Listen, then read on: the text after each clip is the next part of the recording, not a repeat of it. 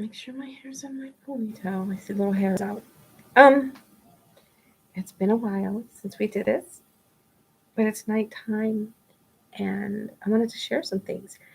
Yesterday, I don't know if your eyes were swollen. My eyes were so swollen that, I mean, and I don't know, let me see if I can see my eyes because this is a really small in front of me, but they were so swollen. Even the last video I did, I think they were a little swollen then too. And I found it must be something I'm eating. And they didn't swell up the first time I ate it, but I think I noticed that they swell up, and I wouldn't think that they would. It's this green sauce chilies, green chili sauce or something, not like red salsa, but the green kind. And anyway, so they're pretty much down. But you know what I had to do? Um, just in case, you have to check your food. If you notice that you feel this swelling feeling, because if I eat wheat, like hard wheat bread, um, I will feel my cortisone and I just start to swell. And I didn't know what half the time I would feel puffy. And yeah, I can't eat the wheat. I can have sourdough bread, I can have all these different things, but if I eat wheat out immediately, I'll feel a puffiness, start to feel puffy. And so it just start to, if you, when I was younger, I didn't eat wheat bread, right? So I didn't notice it. But got older, I started eating wheat bread. I like the texture of it. I started to like it. But yeah, I next thing you know, I'm just cortisoning up. And then the other thing is, I don't know, it might have been too much. And so if you don't drink enough water and all that stuff to keep things going right, and I'm not a big drinker of anything. So keep that in mind. Um, and so yesterday I had a big cup of water before I went to bed, and I squirted some salt minerals in my mouth. And that, from what I understand, now, I'm not a doctor, but for me, and I've learned from other people that it helps retain. It doesn't make me swell up. What it does is it helps me retain the water, so I just don't pee it out right after I use it. So what happened? So what I do is it goes to where it needs to go. So instead, but sometimes if I just drink water, it just seems to go right through me. Now it doesn't, of course. It refreshes my body, and then my body lets go of the other water. But but I seem to hold the water better, but not in swelling. You know, I'm not swelling up from it. But I just wanted to give that tip out there that sometimes if you're swelling, that if you look it up, it'll say that it's your liver or your kidneys, having liver and kidneys issues. And so as women, we know that dark juice, and they said, oh, they used to say it's an old wives' tale, but they didn't do um, their medical stuff on women. You can check when they started. I think it was in the 1970s or something. You know, they finally started saying, okay, we're going to, learn from women's bodies about women. And women knew these things. They didn't have to have a doctor tell them. They knew that these dark juices and dark berries were good for their bodies. And so, anyway, just goes to show to follow the light in you because you know things. And even though it's not documented, parents know things, hand it down. So, one of the best things for those organs, of course, are dark things and blueberries and um, your bodies seem to love celery drinks with a little bit of carrot, celery, and cilantro in there. And celery is really good. I've noticed that celery will take my cortisone level down. So anyway, so I went today and I got some celery, and also artichoke. And my eyes were still swollen, both were still swollen. And I had my artichoke. I didn't dip it in anything. I love artichoke, but I don't eat it very often. And then my swelling went right down because it's very, very good for your liver. So I probably gave my liver this little rest. Anyway, I've been talking for 4 minutes, and I wanted to talk about Isaiah chapter 9 because if you're a Christian, or even if you're not a Christian, maybe you might believe this too. But if you're a Christian, you believe that chapter 9 in Isaiah is speaking about Jesus Christ coming, or Yahshua Messiah. Or I'm sure you guys could pronounce it better than me. But the reason I brought that up is because his mom probably didn't say the name Jesus in that language. I think that's the way, um, is it Romans or Greek would have said it. So I'm trying to say it the way his mom would have said it. Um, so anyway, here we go. And if you and some other books, it's in Second Nephi 19, and I don't know if it's worded exactly like this, but here's Isaiah 9. Nevertheless, the dimness shall not be such as was in her vexation, when at the first he lightly afflicted the land of Zebulun and the land of Nephtali, and afterward did more grievously afflict her by the way of the sea, beyond Jordan in Galilee of the nations. Verse 2, the people that walked in darkness have seen a great light, and the light is Jesus Christ, Jesus of Nazareth, um, have seen a great light. They that dwell in the land of the shadow of death, upon them hath the light shined. Verse 3, thou hast multiplied the nations and not increased the joy. They joy before thee according to the joy in harvest. That's Grandpa talking in the background to Joshua. I know he's so loud. The door's closed too. Let's see. And as men, I don't know if you can hear him, but I can hear him really good. And as men rejoice when they divide the spoil. So, verse 4, for thou hast broken the yoke of his burden and the staff of his shoulder, the rod of his oppressor, as in the day of Midian.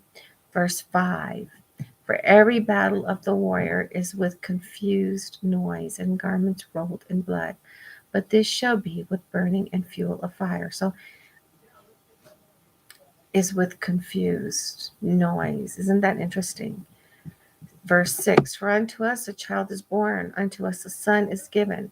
So whose son is he? Okay, we can say he's Joseph's son, but also he was probably crucified for saying he's God's son, God, the God the Father, his Father, our Father, our spiritual Father. And the government shall be upon his shoulder. And we know that. We're thinking, when you look back, you go, okay, well, who else can you say? Um, un, the government was on their shoulder, and um, every battle of the warrior is with confused noise. All these people, saying he is, he isn't, he is, he isn't. And his garments did get, rolled in blood because of what they did. So, let's see. So, government shall be upon his shoulder, and his name shall be called Wonderful, Counselor, the Mighty God, the Everlasting Father, the Prince of Peace. You can hear they're talking sports because they played ball in school. So, verse 7, of the increase of his government and peace there shall be no end upon the throne of David.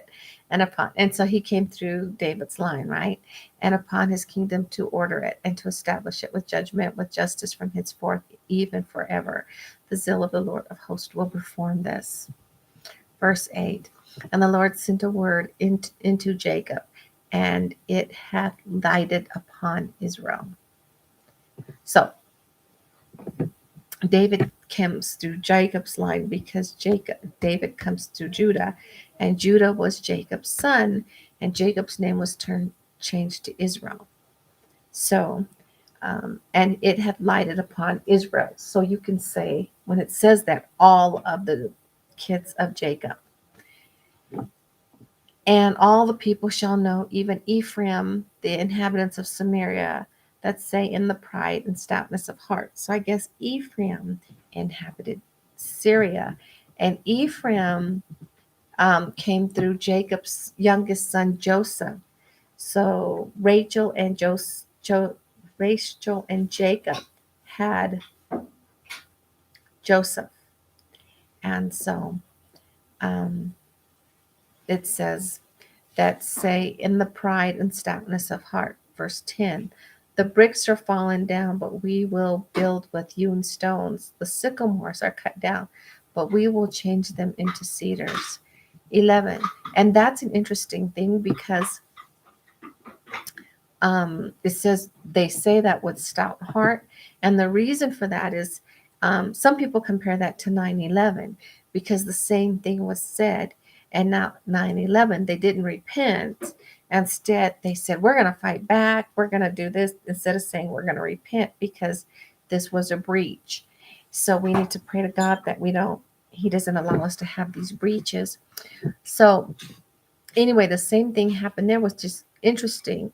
And before in that area in New York, they had a sycamore and they changed the new tree they put in a cedar.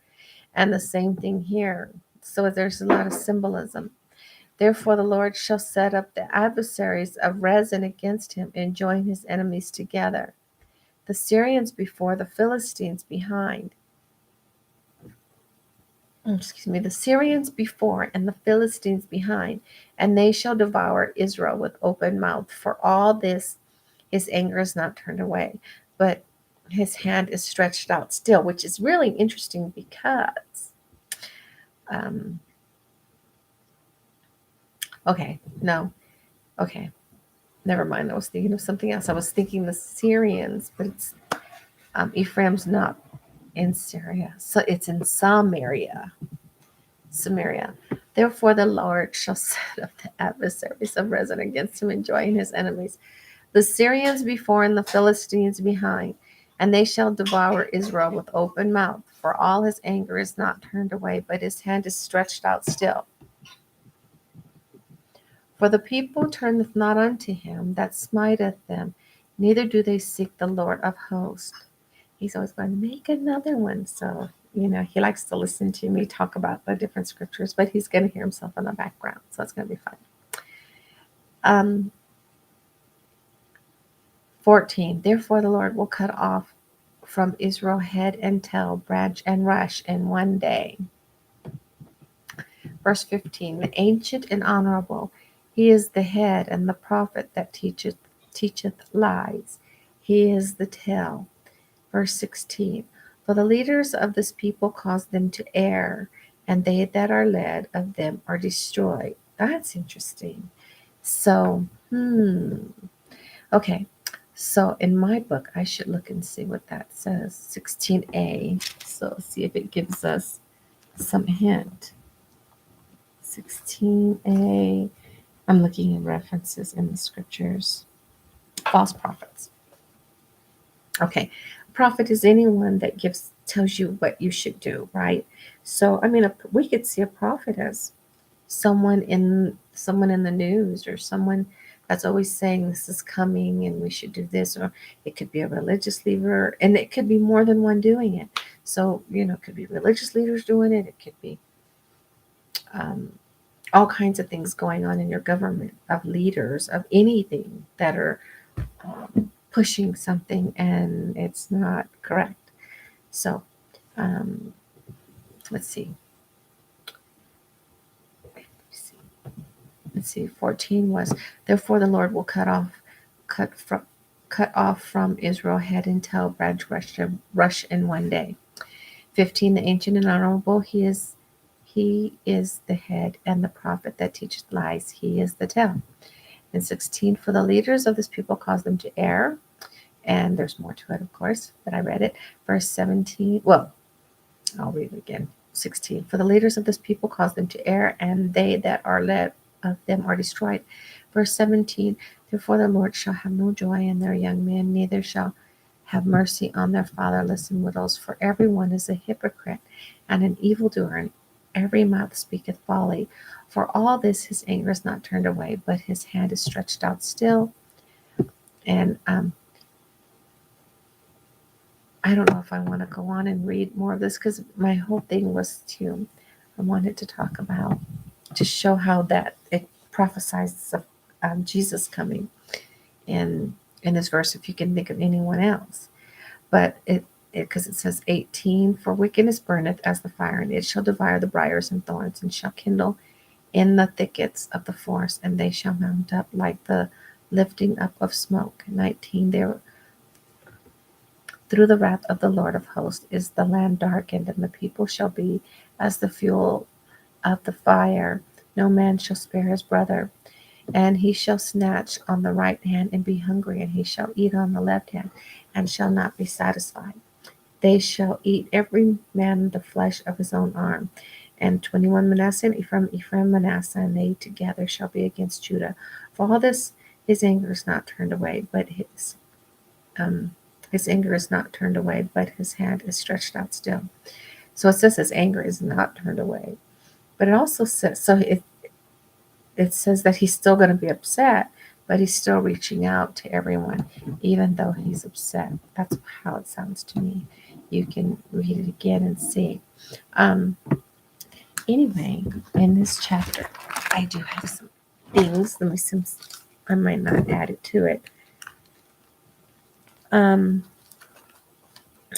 But in verse 6, it says, the Prince of Peace. So, for unto us a child is born, unto us a son is given. And it says, and we say the Prince of Peace. And so you say, well, how does he bring peace? Well, if he conquered death, that brings you peace as you see people pass away. And if you pray when you're troubled, a lot of times, sincere prayer, not, even in your head, sincere prayer, and you don't have to kneel. You could be at work, you could be at school, you could be anywhere, and he can give you peace in your heart and even answers for things. For us to, and it's also that he wants us to be peaceable. So that's another way he brings peace. I have a pin in between here. Here we go. Another thing is in verse 1 where it says Zebulun, it's dark, so I'm using a flashlight. I don't really particularly, I don't have a bigger lamp in here so that it's not like a harsh light in the nighttime. But anyway, so I'm using a flashlight. I don't know if you've ever seen that before. But nevertheless, the dimness shall not be such. So,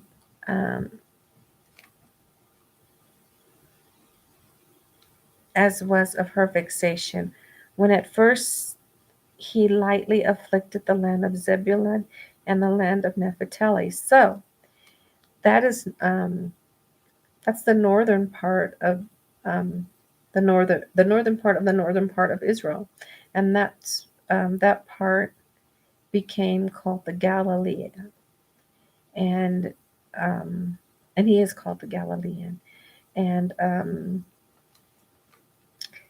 anyway, that's kind of interesting. I don't know when it says in verse 5, for every battle of the warrior with confused noise and garments rolled in blood, but this shall be with burning and fuel of fire. Now that's a possibility of branding people as slaves. Another burning is buildings being burned, and so they had nothing to come back to when this happened. And then there's another burning. And